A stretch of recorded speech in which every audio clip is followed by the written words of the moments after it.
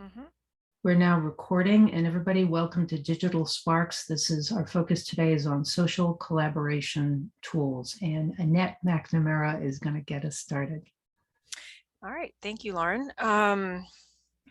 As Lauren said, we're going to be talking about social collaboration tools, and we'll talk a little bit about what specifically that means in a minute here. Usually we would do some sort of an orientation to Zoom, but we're assuming that most folks know how to use Zoom at this point. If you have struggles with your windows or seeing things or seeing the chat, we're going to be asking folks to use the chat and unmute themselves as today goes on. So if you have any questions, just put those in the chat. Well, if you can't find the chat, that would be an issue, but just alert us if you're having issues with your Zoom windows, and we'll try to help you out. So Lauren has kind of introduced herself. She's with ATSS, and my name's Annette McNamara, and we are instructional designers, academic technologists with the ATSS team, which is Academic Technology Support Services.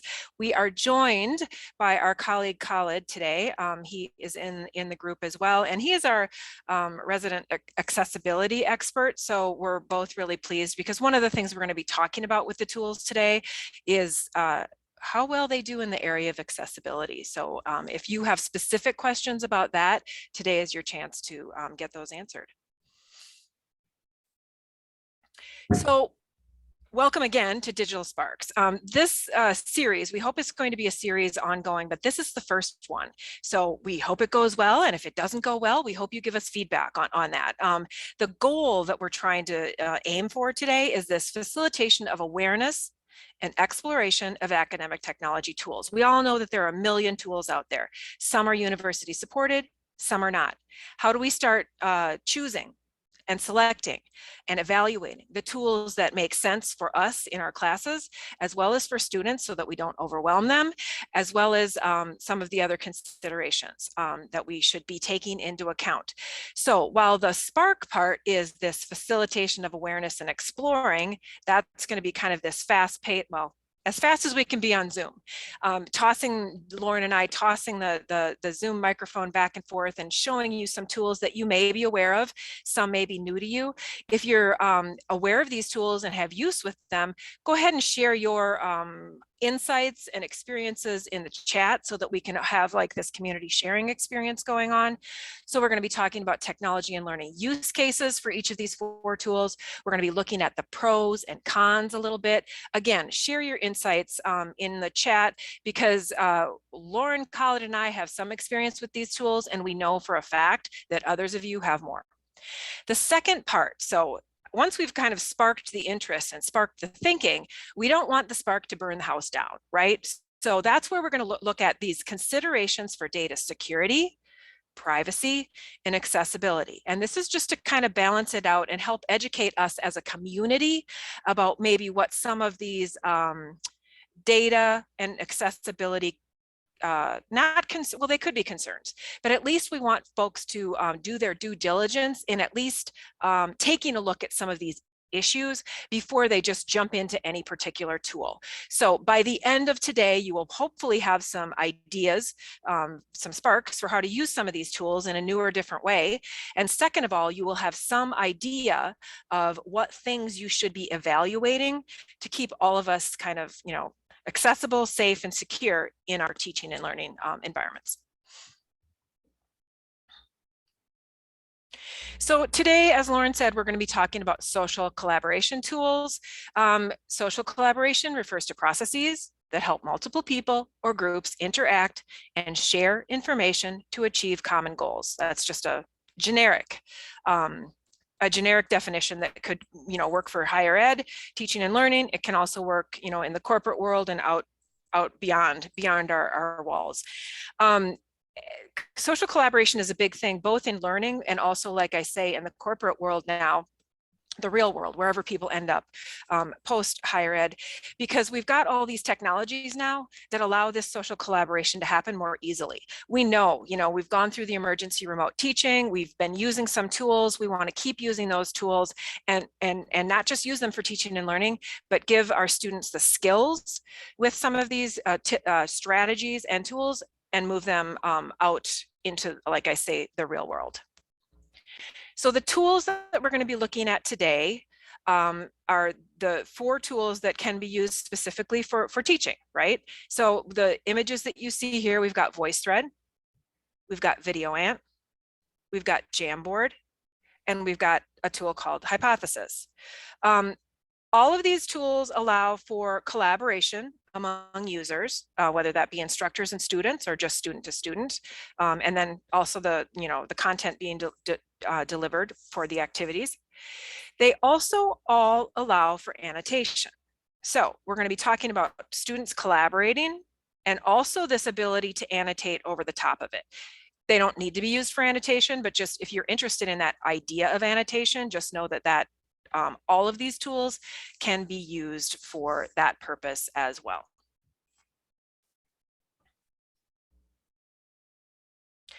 So again, as I'm kind of encouraging people to do their due diligence, deciding if they should use a tool, I'm just going to go over kind of a thought process for you to put in the back of your head. You don't need to memorize this slide. There's a lot of stuff that you're going to be seeing here. That we've got resources linked into these slides that we'll share later today about, there's we're going to include a rubric that you can use to evaluate different tools, as well as some university resources that walk you through the details of some of these elements. So as you're asking, should I use this tool? You're going to be considering these things. What's the instructional need? The cost and the support, what are those logistic elements? And then finally, this idea of a technical review. Okay, so let's go through and kind of break these down. What does this mean? So as you have an instructional need, try to use that to focus the tool solutions that you're looking at. We've all done it. We've all seen a cool new tool and then tried to figure out how to use it in instruction. Try to do the reverse of that. Think about what you're trying to do and then find the tool solutions. We do have a fair number of tools that are licensed at the university. So I've put a spreadsheet in here, or maybe it's just a link to a website. Scan the university environment, see what people are currently using. Decide, you might decide that VoiceThread is already supported. I'm going to go ahead and use that rather than try to incorporate some third-party tool that's going to have some other difficulties or challenges. And then finally, many tools that we come across are either going to be integrated into our Canvas instance, or they might not be, or there's an option for both. So think about the tool, right? Now let's move into those logistic elements, the cost and the support. A lot of tools, especially in the beginning, especially if you're talking to vendors, they're going to seem free. They might not be free forever. They might not really even be free from the very beginning. So really take a look and ask some questions about, is there a cost? And if there is, and you want to use it, you need to find funding. So talk to your department, talk to whomever, but just know that that cost part comes into play. If not now, perhaps later. Second of all, who is going to support the tool? I've got two parts of the graphic here. One is that the support could be coming from the user or myself. The vendor sometimes provides really good support. Qualtrics is our survey software at the university. That vendor provides excellent support. And then finally, you could have an arrangement with your college or department where you could be getting support from them. The flip side, or the other end of that continuum, is that you might have university central support, and that's kind of the best of all situations for you and for your students. The third, and this is where it becomes the most complicated, the technical review. I want to say we're not asking any of us to be experts in this, but just to have an awareness. So what does a technical review entail? Is it accessible? There are different ways to evaluate that, and I might let Khalid jump in and maybe give his 2 cents on maybe a first good step for evaluating accessibility. But I've linked in the Section 508 documentation and also some documentation from WCAG.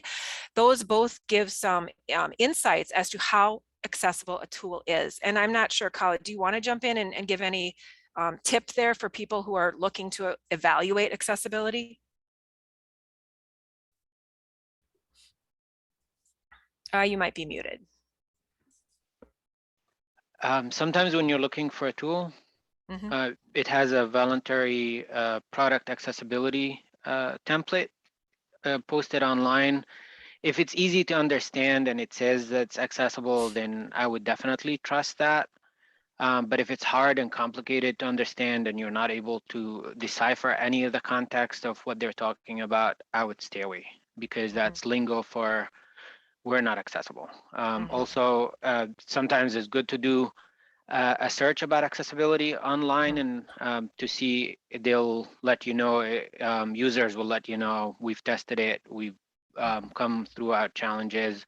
And sometimes it's best to do some testing on at the university. So feel free to reach out and I'll be happy to let you know. Thank you. Thank you. And that, digging, a little bit of digging, not a ton of digging, but that's what we're saying about accessibility, as well as these next areas of the data practices. So we've got data security and we've got data privacy. The university is liable for this kind of data protection. So basically what we're asking you to look at is for data security. Who owns the data from the students? How does the tool protect the student identity? Are they going to sell or share the student data to other vendors? Don't spend a ton of time digging into this, because it gets complicated very quickly, but just have it in the back of your head before you start just kind of willy-nilly using tools. With data privacy, we're talking about the FERPA considerations, right? So here, sometimes you can find information online that a vendor or a software has already signed FERPA agreements with different folks. So that's a good sign. Otherwise, you're looking for, does the tool request access to personal information, enrollment records, student exams or papers, grades or schedules? So just do some due diligence before we start using a lot of tools with students. And finally, here are the resources. There's a rubric linked into the slides that you will get access to, that you can use to kind of, you don't need to go through it point by point by point, but use it to start evaluating your tools and do that due diligence. And then we've also got a university resource linked in here about how to evaluate new tech tools. So that's kind of all the precursor information, because in our digital Sparks today and ongoing, not all of the tools that we're going to be looking at are university supported. There is some risk. You need to proceed with caution for non-university supported tools, but our goal isn't to limit our scope, but rather to, like we say, kind of spark the interest and see what folks are interested in doing and start helping people evaluate what some of these tools can do and if they should be used. Okay. So VoiceThread, and here's where I know that a lot of folks in the room have used VoiceThread, so feel free to add your ideas into the chat. So as you're getting, well, first let me tell you what VoiceThread does. It's essentially a multimedia tool. We can create multimedia presentations with lots of different types of media. We can also annotate over the top of those so that students can provide comments over the top of the presentation. We can provide comments, and there are a lot of use cases in education for this tool. It's a very popular tool. If we're going to access it at the university, to get started, what the image you see on the left is our main VoiceThread page at the university, and you'll notice that there is a sign-in box, and we've got, you can access VoiceThread directly, or you can access VoiceThread via Canvas. So there are kind of two interfaces of how you can get into that software.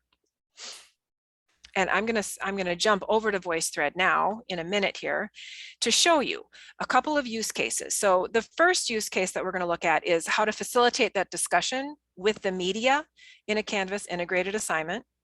And then the second use case will be a peer review, but rather than talk about it, I will just show you. So what we have in this screen here is the non-Canvas integrated interface. This is my VoiceThread space. There are a lot of different tools here that you can use to access. We've got a home, we've got a browse. I can create voice threads from here. There are also some tools over here on the drop-down menu. I can sort by voice threads that are owned by me, shared with me, things like that.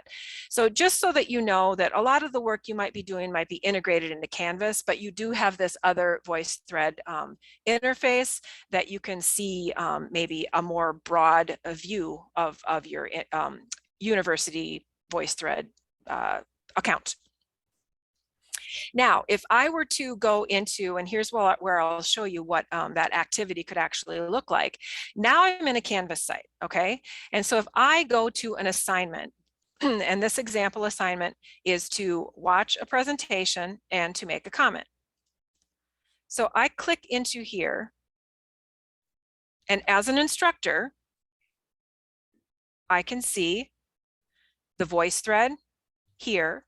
And so the purpose of this VoiceThread is that, you know, I've presented something as an instructor, and I want the students to start discussing and annotating and having some reflection thoughts around this. So this is what I see as the instructor. We can, you know, grade these assignments right from the Canvas VoiceThread interface, and we've got an overview of the assignment over here. If I want to actually see, and I do want to do this right now, I'm going to click on the assignment content so that you can see what's actually going on in this assignment. So you'll see that there are, I'm going to make this a little bit bigger. So you'll see that there are slides here, and people have commented either with a text, another text, let's see if this is a,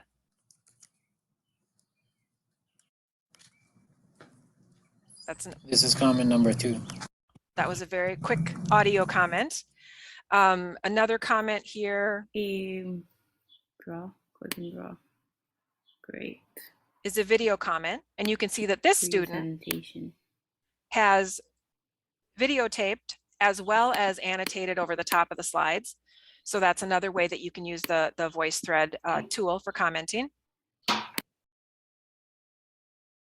And as we go through here, you can just see that all the people who have commented on this are appearing over here on the left. And we can also reply directly to these users. So that's how it kind of facilitates that discussion. The other use case, so that's kind of a basic use of VoiceThread. If we wanted to kind of move it a little bit further, we could do a peer review, right? And so here what we would do is we would have students creating a VoiceThread, and they could create a VoiceThread. You could have them upload a paper that people would give them feedback on, or you could have them upload a PowerPoint that they could give feedback on, any number of things, because VoiceThread allows you to import slides, images, video, audio, all these sorts of things, right? And then the students can give feedback, as you saw, via text, audio, video, and then the kind of the scribbles over the top. So what does that look like? If we are, I'm going to jump over here to this this presentation. So this time what we've done is we've created that VoiceThread assignment, and it's going to pop up here in the bottom. And there are different types of VoiceThread assignments that you can create. This time what I did is I created a VoiceThread assignment that allows students to upload or create their own assignment, which will appear here in a minute. And as I'm in the instructor view, it's loading the grader as well. So we've got the instructions here. You'll notice that VoiceThread also has, for this particular use case, this is a handy thing to have this student gallery, so that students will submit their own work, and then they will also be able to click on this student gallery, and it will pull up all of the VoiceThreads for this that they can give peer feedback on for this particular thing. So I've got one student submitted this. I've got one student who submitted this. And if I click into this. Just a heads up, Annette, that's been 5 minutes. Okay. I am done. Passing back over, and we'll share these examples with you as well, so you can take a look at those. Okay, I'm stopping to share, and it's coming over to you, Lauren. We have time for questions. That's right. We've scheduled a quick presentation and then time to take your questions. And feel free to unmute. love to see the rest of that example. I was getting really excited about the peer reviews. Could that be a question? Yeah, I think so. Let's just do that really quickly. It'll just take a second here.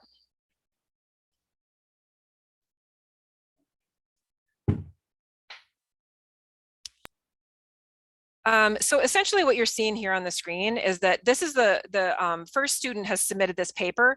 And if I play this, you'll hopefully hear.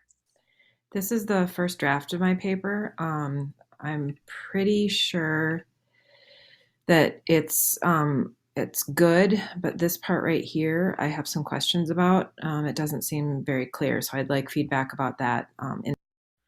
And so that's my initial submission, and I kind of called attention to what I wanted feedback on, and then the other people can either. Hi, I think your paper looks good. The part that you were concerned about seems pretty clear to me. And so then people can come in and give feedback on that. This one is just a paper. The other I had like a slide deck if you wanted people to, students to upload a presentation and then give feedback on each other. And with the presentation, how it works is that every slide of the presentation can allow for feedback to happen around the edges there. So in a nutshell, that's how that peer feedback would work. As an instructor, you would just need to figure out kind of the grading of that, and you would need to have that breakdown of how much they're getting graded for that initial submission versus the peer review part. So hopefully that gives you an idea of how that can be done. What other questions do we have about VoiceThread?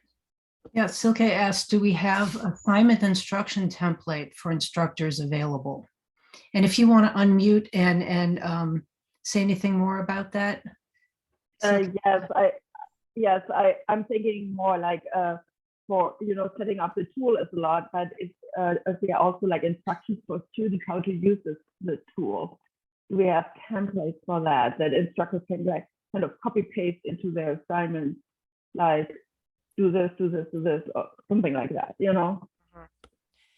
Yep, I know we do have a Canvas guide for students that is about VoiceThread. So I'll make sure that that's linked into the slides if you're not aware of it already. But I think the other part of what I'm hearing you say is the importance of letting students know how to use some of these tools. We didn't get to the rating part about VoiceThread, but honestly, as I'm rating VoiceThread, the usability, the logistics are actually kind of a neutral to me, not a plus or a minus, because it can get complicated quickly from the student's perspective because of all the different options. So usually and we can provide an assignment template into the slides as well, but usually you're going to want to in your Canvas assignment page, maybe say, if you need, here are the basic instructions for using VoiceThread. If you need help, here are links directly out to some resources so that they have that right there at their fingertips should they need it. Yeah, and the VoiceThread helps videos also are pretty good, I think. Mm-hmm. That might, yeah. But that is a hurdle, I think, for instructors of, if they're just, will it be comfortable? I get tons of emails. I mean, I'm interested also if how the use of VoiceThread is, because I try to promote it really hard, but my department was about, like, I would say almost 80 instructors. I have only 2 that are using it. Mm-hmm. Mm-hmm. And we are at 5 minutes. So we are going to go on to our next tool. Those are the rules of this game. And Annette, I am going to share my screen now. All right, so I've got 5 minutes to talk to you about a delightful tool called Jamboard. And I want to start by telling you that anybody who knows me knows that I love Post-its.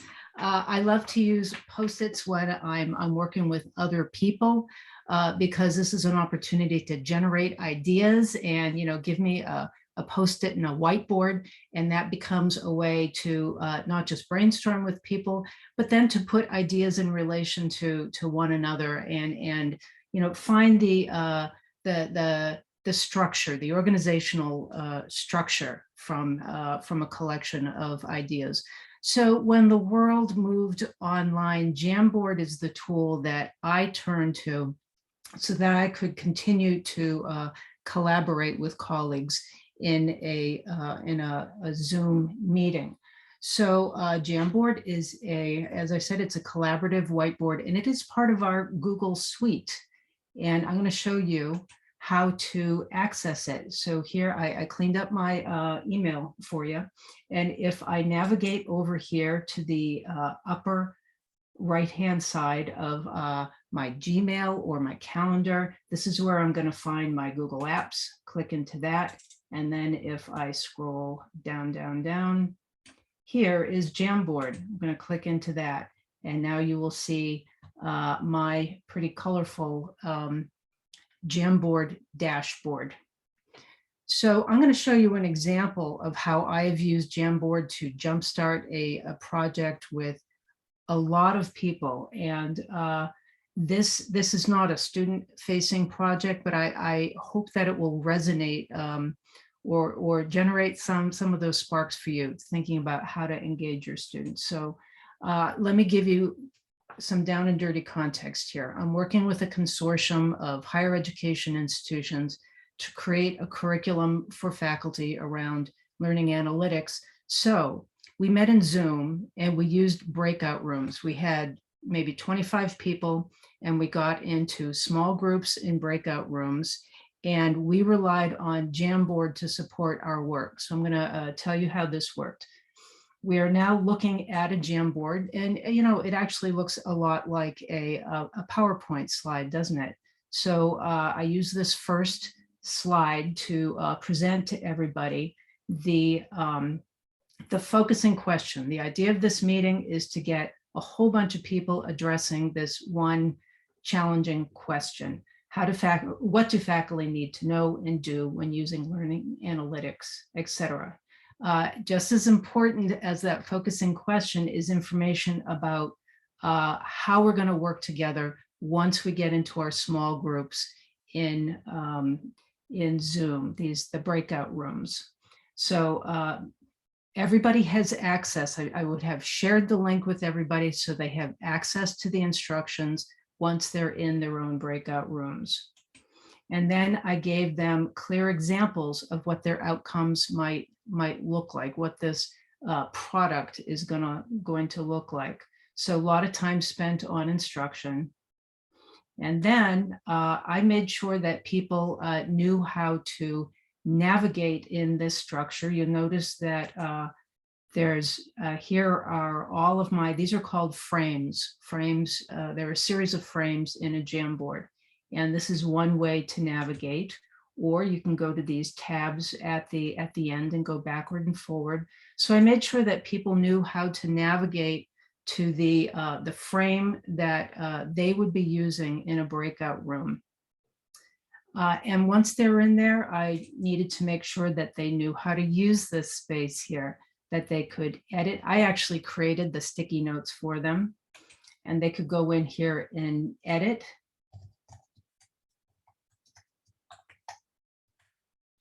And save. For the sake of conversation, because the focus here is to generate ideas and then discuss them. It's nice to be able to enlarge something which is the focus of conversation. And then of course they can move these things around so easy. Then of course, if they need more space, they can create a new sticky note. It's just that easy.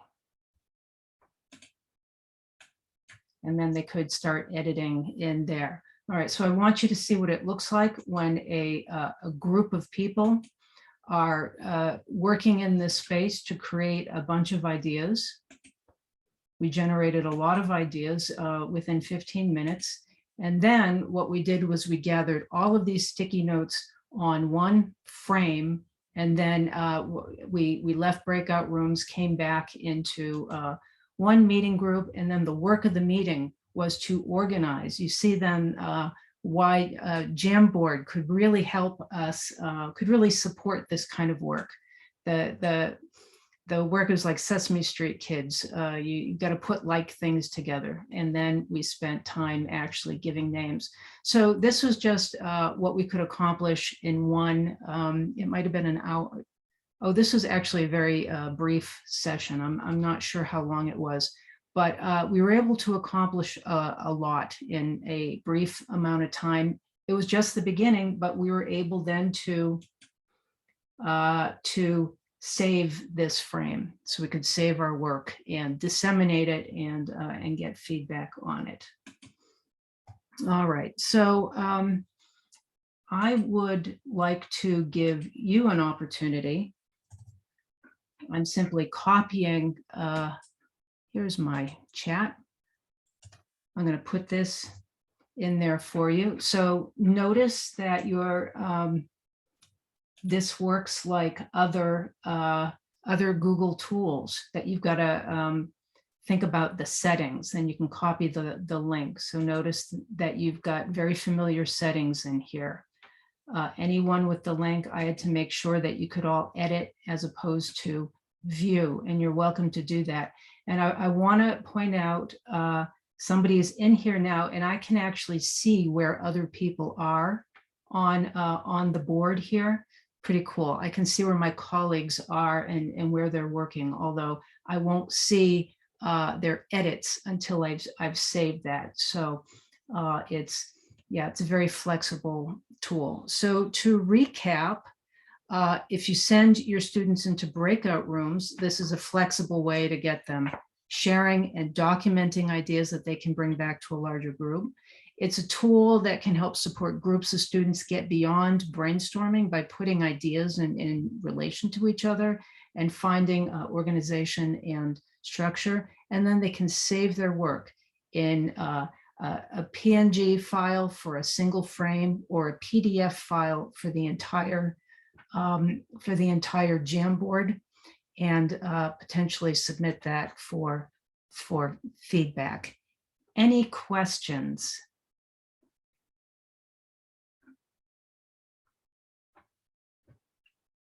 Well, let me throw out this observation then. Khalid has informed me that as delightful as this tool is, flexible, and does a great job of supporting in the moment collaboration, it is not terribly accessible. In fact, Khalid gave it 2 thumbs down, which is disappointing to hear. So you will want to think about strategies for supporting students in this environment if they have a whole range of disability, which could impact their ability to participate in this environment. And but one thing I would point out, so to go back to this very structured environment that I created to meet my needs, this kind of structure might actually give small groups of students a comfortable way of supporting one another and supporting peers with disabilities, because it's a matter of buddying up and perhaps saying, what are your ideas? I'm going to write them down. This is what I've written. How does that sound to you? So there are ways to make this a more inclusive experience. Khalid, would you like to add anything about this tool? I think you've said it perfect. So it is a good tool, and one of the benefits of having a Google tool is Google is always improving accessibility, so it might be accessible in the future. But the buddy system, at least the group interaction, if they're supporting each other, you're more inclusive of the students' needs. And some students who have a disability might have a note taker, and they might be there with them. If you have a student that gave you a letter of accommodation, just be cognizant and aware of the need of the student and work with them ahead of the group activity to make sure they're included and they feel equally participating. All right, thank you very much. And I am paying attention to time. Annette, I believe that the ball is in your court. All right, sounds good. I'm going back to sharing.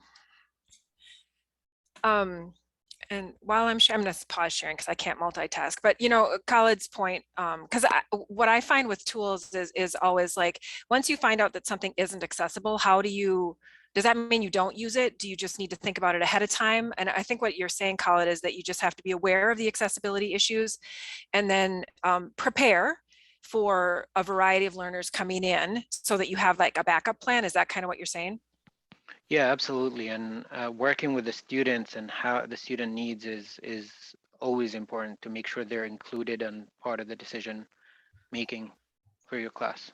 Okay, great. Thank you for that. That's something that I personally struggle with sometimes, is how to find that balance in how to use some of these tools.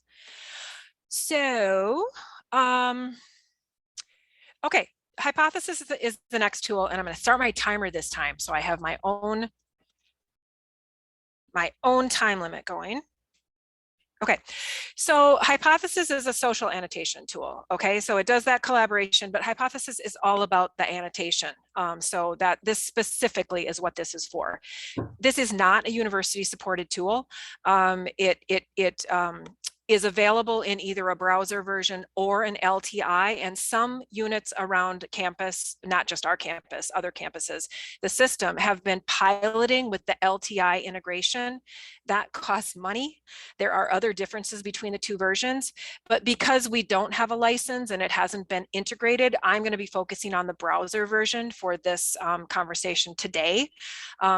So essentially what Hypothesis does is it allows you to annotate over the top of a live website, and I'll show you what that looks like in a minute, or a PDF, including you can also annotate over the top of library articles and that kind of thing. And so let's see, the annotations can involve a number of different things. You can do text or sticky notes or highlighting, things like that. I'll show you an example. But as you're getting started with the browser version of Hypothesis, on the left you see a screen that's just kind of the main Hypothesis screen, and you can just click the Get Started button, and it's really simple to get started. This is an easy tool to begin to use. The screen on the right that you see, it just kind of gives you the steps to do. It says you sign up so that you have an account. You add Hypothesis to your browser. They suggest the Chrome browser extension, and then you'll see a little Hypothesis icon in the top right of your screen once that's been installed, which I have and I'll demonstrate. And then the third thing you do is you start annotating. So the setup and the start process is super easy for the Hypothesis browser version. Some use cases. Why would you do this? We've done some testing, like I said, and some piloting with Hypothesis and a couple of other social annotation tools. So we've got a lot of ideas cataloged that we'll share in the slides, but a lot of different reasons to do this. One would be simply to facilitate a discussion around an online resource. So you could have individuals annotating, and they can do highlighting, annotating, page notes, and replies. And again, they can annotate different online resources. So to show you what that would look like, the first screen I'll show you here is VoiceThread, which is not what I wanted to show you. So here is that initial screen that you would, if you wanted to use this with students, you would send your students to this basic Hypothesis page. They would click Get Started, and they would create an account. I already have an account. So this is my interface within Hypothesis. So you'll see that there are some tools here, my name, I've got annotations already created here down below. There is an ability for me to either do individual annotations kind of for my own work, so I can do some careful reading of things, or I could set up groups. I've got a number of different groups that I have set up in my Hypothesis account, and I'll show you how that group could be used in a second. But what I'm going to click to now is an actual page in Hypothesis with that annotation involved. So to show you what that looks like, you'll notice that right now what you're seeing is just a web page. But if I click this little really small arrow over here on the right, it's going to expand my Hypothesis interface. It expands it right out here. And so you'll see here that if I, on the left-hand side, click on an annotation that someone has made via this highlighted text, on the right, it says I am showing one annotation. You can read the comments that the person wrote who annotated that. And then you'll notice that there are also replies. So the initial person annotated or made their comment, and then Zoe came in and added another comment, and then Judel, and then Marty. I can also hide those replies. So you get a sense for how you can start facilitating this discussion around an online resource. This is can be really useful in any fields, like for careful reading of literature, or if you wanted to do something like this over the top of a math equation or something like that. So essentially that's kind of the interface for that browser version. The second use case that I want to show you, though, got 16 seconds, is to do a peer review, right? And so this is something that we actually used in our work here with ATSS, but you'll notice that these comments are public. I'm going to instead go to my groups, and these are my private groups. I'm going to go to this group called f.comments, and you'll notice here, I'm just going to finish, even though my timer went off. You'll notice that I've got annotations. Oh, there aren't any annotations on this page. Let me jump back over here. So now in my main hypothesis interface, if I click this private group, all of these annotations come up. And what we were doing is we were creating some feedback on pages in a Canvas site. So if I click on any of these links, what you'll see is that Sarah gave me comments on this Canvas page. And so that was, you know, this is how we were kind of providing peer feedback on an actual work project, but you can see hopefully how this might work for students to submit a PDF into this interface and then have peers come in and do that annotation onto that page. So I'm stopping. If there are questions, let's talk about it. Well, one question we have in the chat is there hope that Hypothesis will be integrated into Canvas at some point? There are definitely people who hope that this will happen. I think that there's a process, I know there's a process at the university for integrating tools like this into our Canvas environment. It's the LTI request process. So if you're interested in that, we can share some information about how that gets done. But Hypothesis, you know, has been considered in the past, and the rate limiting factor at this point has been the cost. Because as I said, this browser version is free. The LTI request, the LTI version is not free. It's quite expensive. So that is one of those considerations. So when we're evaluating this, if I wanted to use this with my students, you know, that logistics, that cost and support element would probably be a neutral or a negative. The accessibility, Khalid informed us, is not great. It's a neutral, maybe even a negative. And then the third category was the data privacy, and that's also a neutral. And that's all because we would be using this as a browser supported tool, not centrally supported. Not to say you shouldn't use it. Be aware, proceed with caution. Other questions? Thank you, Emily, for that comment, using it as a student. And It a has been reminder helpful. that CLA currently offers the license. Great. Silke, is there an end date for that license, or are you past the pilot and you're actually offering that? I can't tell you. I mean, people have to reach out to CLA. I think this semester we still could use it, and yeah. Okay. I don't know if A will continue that offer. Sure. Oh. So we've got a moment of silence. Yeah, I just wanted to mention the slide deck does include some pros and cons to each of these tools. We don't have time to get into every little detail, so just know that in the slide deck, you'll see some of these pros and cons. All right, so we're going to move on. And if you have any questions about Hypothesis as Lauren's getting started, feel free to pop those in the chat and we'll try to get those answered. All right, so we are now talking about VideoAnt, a video annotation tool that allows you to add clear annotations along the side of a video and really put that at the point of engagement with the video, and it'll be a lot easier to show you than explain that to you. So, and if you use YouTube videos in your class, and this is really the tool for you. Now, to get to VideoAnt, we go to ant.umn.edu, and then you sign in at the University of Minnesota. And the first time you sign in, you're going to get a very long user agreement form that you have to that you have to, click yes to. So I should say that VideoAnt is not centrally supported. However, it was created and is supported by our trusted partners, CEHD here at the University of Minnesota.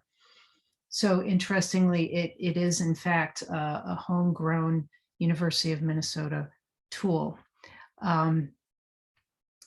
Let's see, I'm going to skip over now to VideoAnt, and this is what they call this an ant farm. This is what it looks like. So across the, wait a minute, I've got to adjust my screen just a little bit. Size my screen there.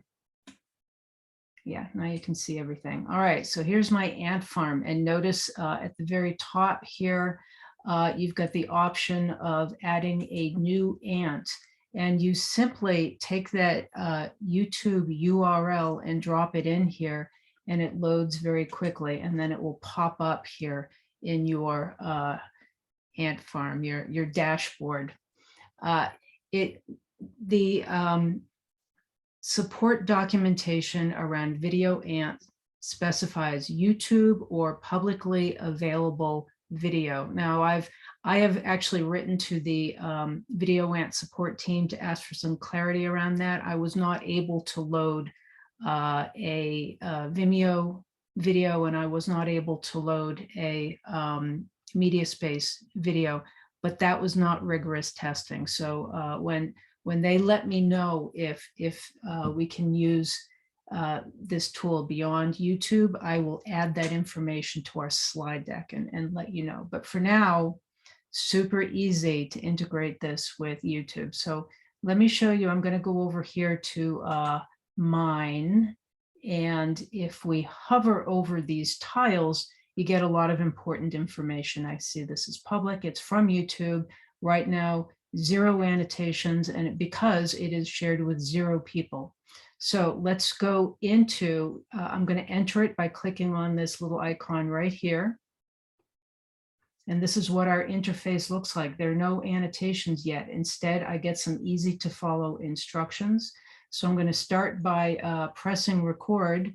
I bet I didn't do this in, I didn't share the audio correctly, but that doesn't matter. We don't have to hear anything really. So I'm going to hit record and then add an annotation. All right, so you see that it's dropped an annotation at that point, and this is where I can say, how is my driving? And then I can save that. So that's what an annotation looks like. You'll notice that people can respond, or they can go in and they can add their own annotations. So let's go into this gear and look at how you actually share this. So first of all, under general, you can change the title and add a description. Here's information for embedding. We're going to talk about that in a moment, but let's go to share. So you'll see that I can share this with specific individuals, but I can also just take the link here and copy the link. Notice that I've made sure that it's set for annotate, and I'm going to drop this link right in here. So now you all have access to this VideoAnt, and you can get in there and try that out. All right, so I want to show you something that I've done here. Let me refresh my browser. Now, how does this integrate into Canvas? Well, it is not an integrated tool, but it's very straightforward to drop a link to a VideoAnt into a Canvas page. And here I can click in as a student. I can click in, and I have access to my VideoAnt, and I can add those annotations. What I did here was I embedded the VideoAnt, and I want to point out to you that having embedded this in a Canvas page, I don't have any tools.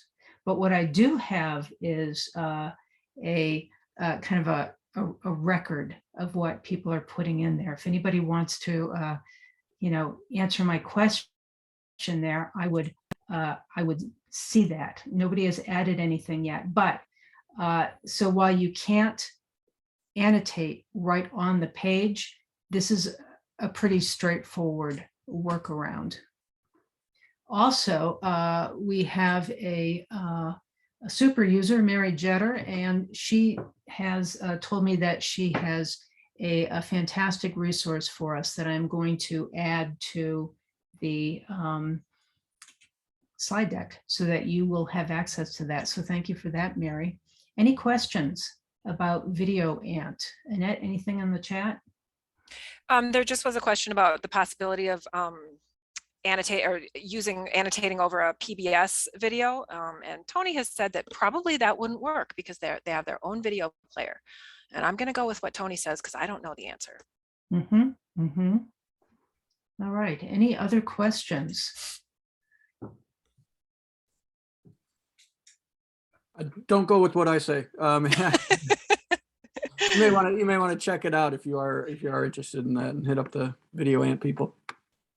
But that's just my kind of guess, I guess. Great, we will check it out.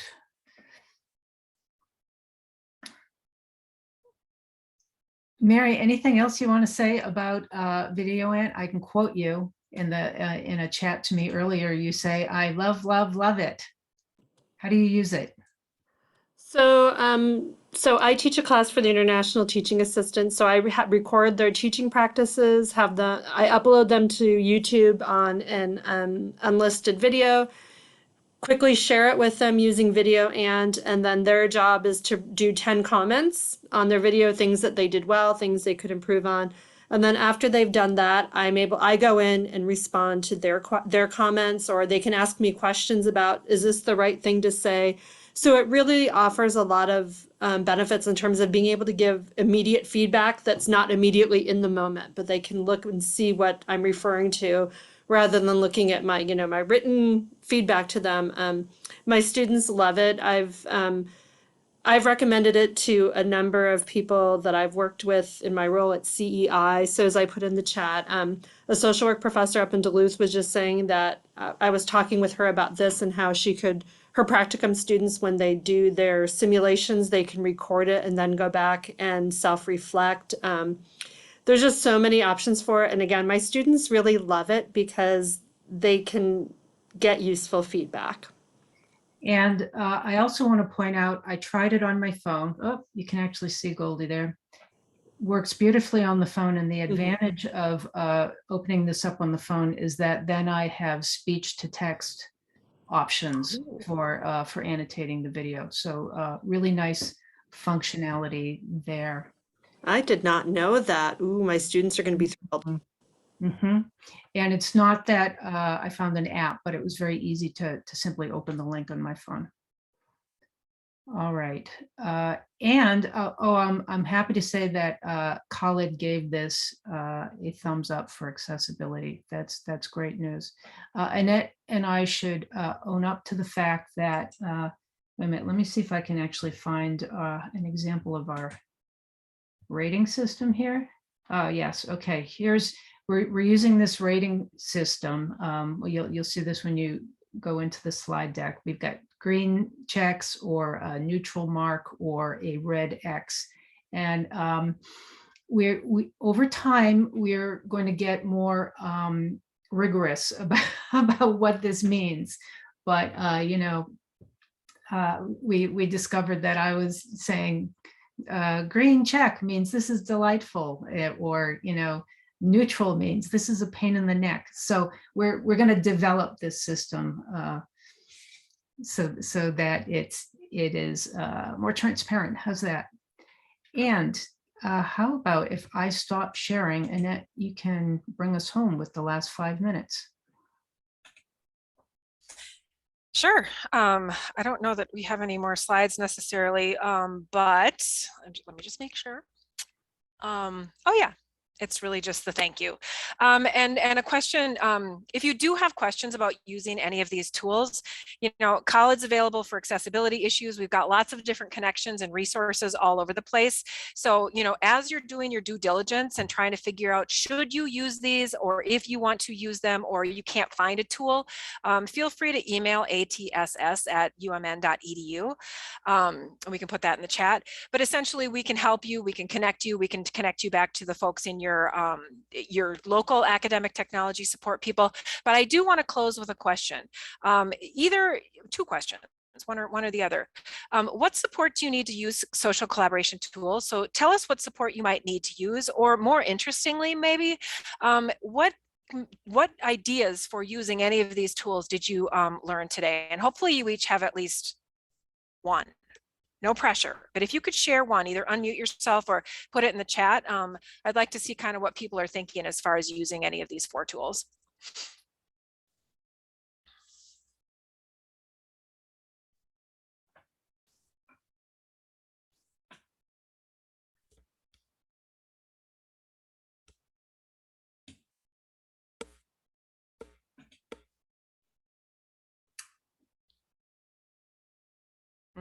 And one comment we have, my class needs to do some, oh boy, when people start writing in chat, it jumps around. So I'll let you read what's in the chat.